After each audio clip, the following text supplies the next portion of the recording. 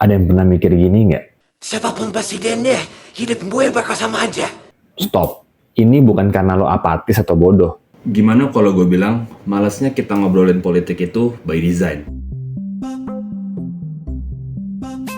Ini akibat proyek depolitisasi puluhan tahun lalu, dimulai dari Soekarno dan disempurnakan oleh Soeharto.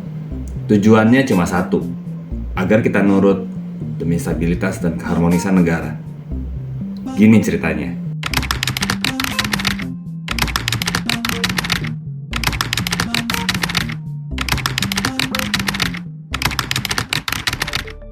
Sejak dulu Indonesia sebenarnya udah akrab dengan konsep musyawarah. Musyawarah yang tumbuh dari tradisi agama dan desa pun dijadikan dasar bernegara, masuk dalam Pancasila.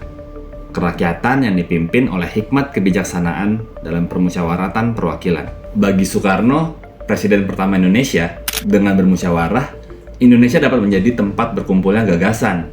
Dan yang gue tangkap dari pidato Soekarno itu, kalau lu mau memperjuangkan hak lu, ya lu harus berani debat. Dia bahkan pakai istilah bergosok pikiran. Jadi, ide-ide kita tuh emang harus saling bergesekan. Supaya peraturan yang lahir itu bener-bener Indonesia banget. Dan ini pernah terjadi.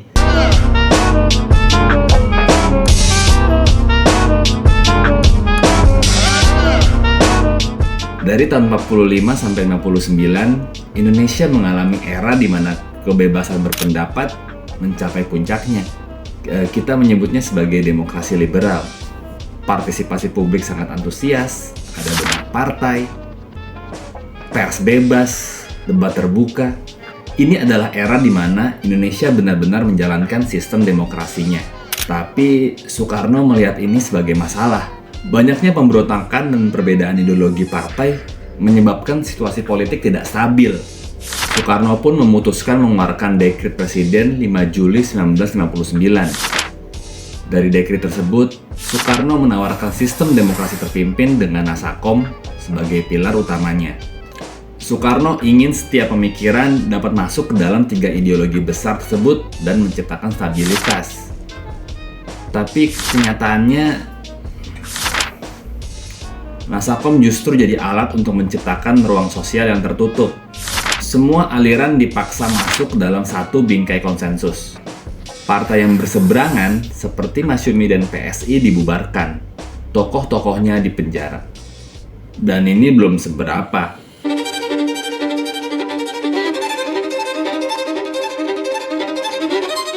Pasca 65, Soeharto mengambil kendali kekuasaan.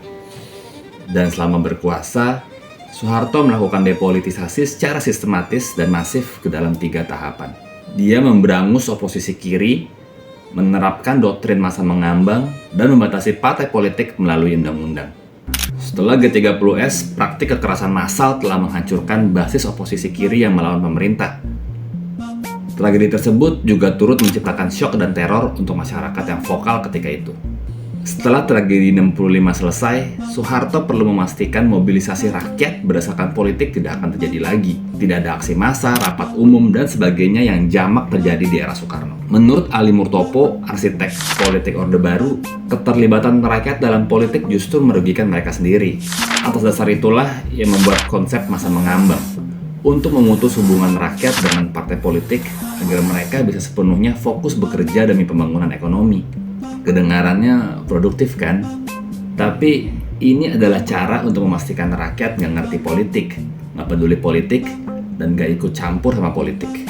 Doktrin masa mengambang pun dikukuhkan dengan Undang-Undang Nomor 3 Tahun 1975 tentang partai politik dan golongan karya. Dan undang-undang ini mencantumkan 3 hal krusial. Pertama, tidak boleh ada kepengurusan partai di tingkat desa atau kecamatan. Politik hanya boleh ada di Jakarta, di ruang-ruang elit. Kedua, partai-partai Indonesia yang jumlahnya banyak digabung ke dalam 3 wadah. P3 untuk Partai Islam, PDI untuk nasionalis, dan Golkar.